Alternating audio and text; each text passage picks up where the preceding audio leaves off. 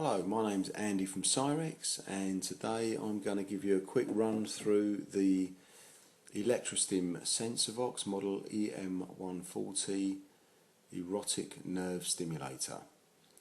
I'll just give you a quick look around the unit before we switch it on.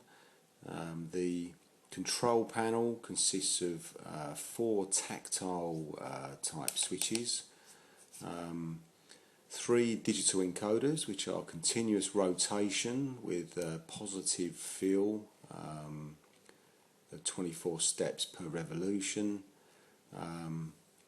and also it has 7 segment display windows, so it's quite an easy unit to kind of maintain and keep clean.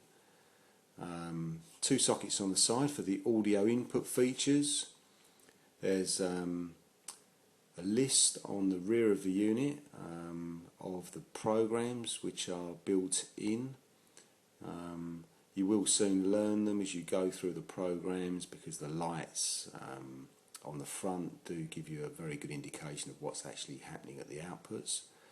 It also tells you what the audio features are, and also it identifies what the sockets are for on the side there, which is the mic in and the line in. There's a external power input on the other side, so the unit can be run from batteries or from external power, just a low voltage input. And on the top of the unit are the sockets that correlate to the two channel outputs. So we'll just switch the unit on. The intensity levels always start at level 0. It's a built-in safety feature, so regardless of where the dials were left on the last use, it will always start at 0. And also the default program is P1. The reason the lights have gone out is because the unit has a battery conservation feature, such that when you are on battery, 15 seconds after the last adjustment, the displays will extinguish, just to save some battery power. You can override that feature by simply, I'll switch the unit off and hold the boost down while you switch it on, and that feature is now overridden. It just means the battery won't last quite as long. To adjust the outputs, very simple, just turn the dial. It's not a twitchy little knob at all like you do get on some units, which are just 3/4 turn, which would be literally there to there. This unit has got digital encoders which give you a very positive feel to what's happening, and also you get 4 full rotations which take you all the way up to 99, although I very much doubt you'll get anywhere near that level, but it's there if you do want to have more power. Generally less than 20 would be typical. Obviously the other channel works in exactly the same way. So that's how you adjust the outputs, very simple. P1 is the default program, which is a constant stimulation output, just so you can get the feel for it. And on every program the modifier will adjust what is happening to the outputs in some way, depending on what it's actually doing at the time. On this particular program, it's just adjusting the frequency on both channels simultaneously. When you get to the end of the adjustment range, the modifier again is an encoder rather than a potentiometer with limited rotation. When it gets to the end of the dynamic range, the displays will flicker, just to let you know that there is no more change occurring. Same in the opposite direction. So if we go through the programs quickly, they all do something slightly different. For instance, program 3 sweeps between the 2 outputs. Incidentally, you can see that because we've changed program, the intensity levels have gone back to 0. This is a safety feature. Because all programs do things differently to the output, using different stimulation parameters, it's always wise to start at an intensity level 0, so that you can start from scratch every time. The modifier on this program changes the rate that it sweeps between the two outputs. This is a very useful program, so you can fill the stimulation in two different areas, building up in one area as it fades away in the other area, and vice versa.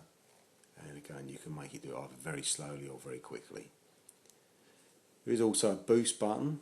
If you press the boost button, both outputs will increase simultaneously by 25%, just to get a quick hit. When you let go of the button, they'll just go back to where you left them. So you can go through the programs, and they will also say do something slightly different. This one is actually just alternating between the two outputs, and again you can change the rate that it does it. Program 6. This is actually stepping the pulse width of each of the outputs in a pattern. Program 7. This one is firing a series of pulses to each channel, and depending on where you've got the modifier set, it will change how many pulses are fired to each channel before it actually changes. Program 8 is quite an interesting one. This is an auto climb program. The idea is you set the maximum intensity level, so you set it to a good stimulation level for yourself. You can use channel 2 just as a normal output channel. As you can see, channel 1 has reduced itself to 0, and now it's going to automatically climb up to where you left it. So you can change the rate that it climbs by again adjusting the modifier. If you steadily increase this, the rate that it climbs will steadily increase. You can have it very slow, or you can increase it so it's a very, very fast climb.